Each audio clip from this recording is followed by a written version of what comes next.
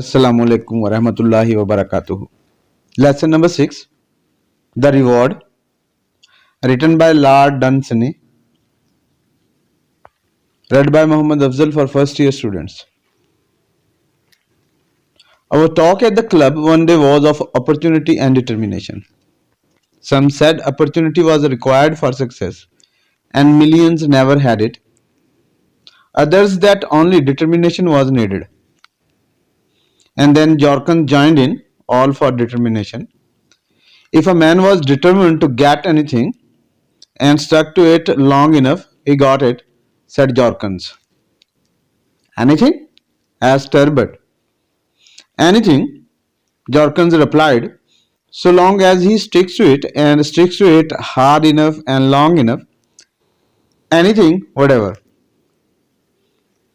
Turbot disagreed. Life is like a race, Jorkins went on, in which they tire after a while and sit down or get interested in something else instead. The man who keeps on wins the race. And suppose a man wanted to be a skating champion of Sahara, said Turbot, and couldn't afford the money to get there. He'd make the money, said Jorkins, and he'd build a skating rink in Sahara and organize a competition there. He would be a skating champion, all right, if he really gives all his time to it. Could you tell us a case like that? Asked one of us. As a matter of fact, I can, said Jorkins, a very similar case. Let's hear it, said Turbot. There was a young fellow, said Jorkins, to whom his parents probably used to say the very things that we have been saying now, and very likely he, as many young fellows do, may have wanted to prove them wrong. I don't know. It was a long time ago, but whatever his motive was, he hit on a most extraordinary ambition and stuck to it. It was nothing less than to be appointed court acrobat. What? Said Turbot. Acrobat. Jorkins went on to the court of the country in which he lived. What kind of country was that? Asked Turbot. Never mind what country it was, said Jorkins, and as a matter of fact its customs weren't so silly as you suppose. They had no post of court acrobat and never had, but that did not stop young Gorgeous, that was his name. He was a good athlete when he came by his wild idea at about the age of 16 and had won the high jump and the hurdles and the 100 yards at his school. Well, there was opportunity, argued Turbot. If he was born a good athlete. But wait a minute, said Jorkins. You don't remain an athlete all your life, and he still had to get the post created. How did he do that? Asked Turbot. Simply by sticking to it, said Jorkins. He went into politics, they all do in that country, but he went into them harder than anyone else and never gave up his ambition.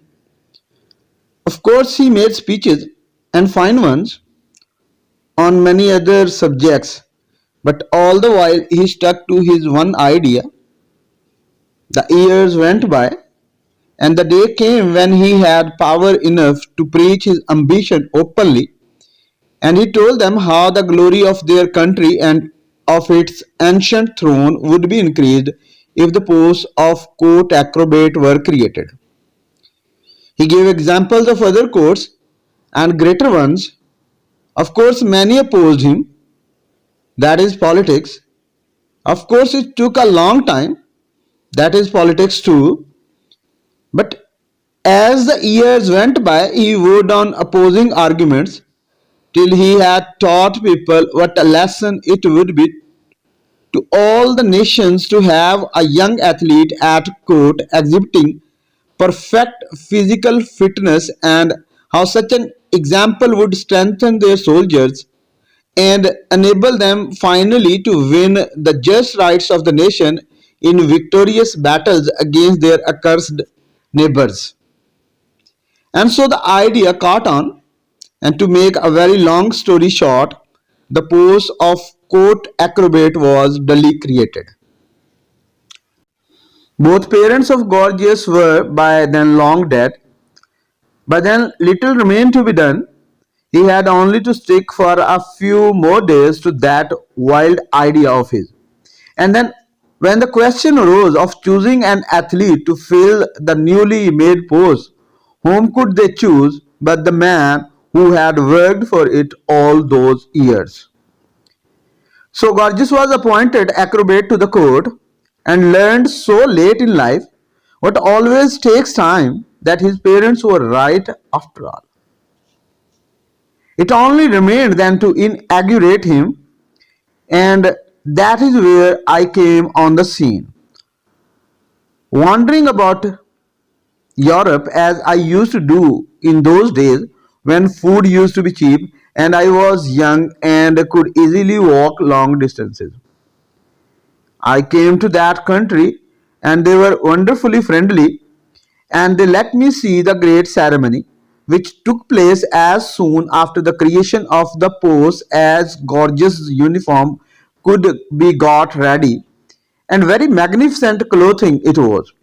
A tight fitting suit of red velvet, all gay with gold buttons and shining with lines of gold lace that wound and twisted about it. The great throne room had been turned into a kind of gymnasium with members of the royal house seated along a raised platform at one end, and the principal officers standing beside and behind them.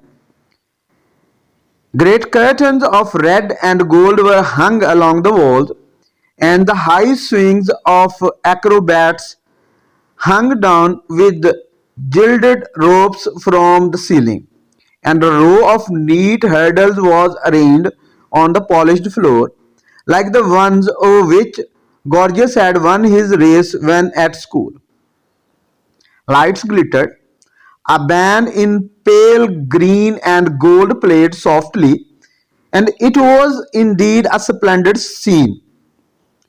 I will not describe it to you because everything there, the uniforms and the ladies' brilliant dresses, was utterly put in the shade by the moment when the doors opened with a flood of golden light and the old man in his brilliant uniform appeared between them for the crowning of his life's work.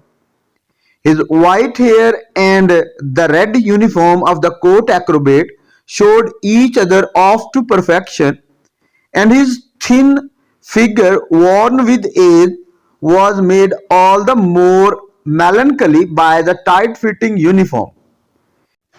As though tired by his long patience and the work of a lifetime, he walked slowly in his pointed shoes and leaned on a gilded stick.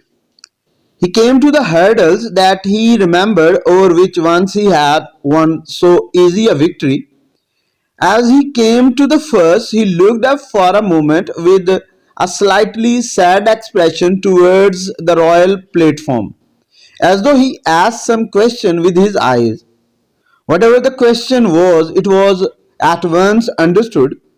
Royal smiles were directed towards him, and gentle applause broke out from every hand, which he understood at once, and the old bent form moved on away from the hurdles. Once he raised a hand to touch the lowest of the swings that were hung from the ceiling, but again the applause broke out, assuring him that no actual activity was expected of him. And so, having made his bows, he was led to a seat, his life's ambition achieved. It must have taken him more than 60 years to do it, since First, he came by that strange ambition of his, but he did it. Not many stick to a thing for so long. And Jorkins uttered a quiet sigh, so clearly mourning over some lost ambition that he himself had given up, that not even Turbot asked him what it was. End of lesson 6, read by Muhammad Afzal for first year students.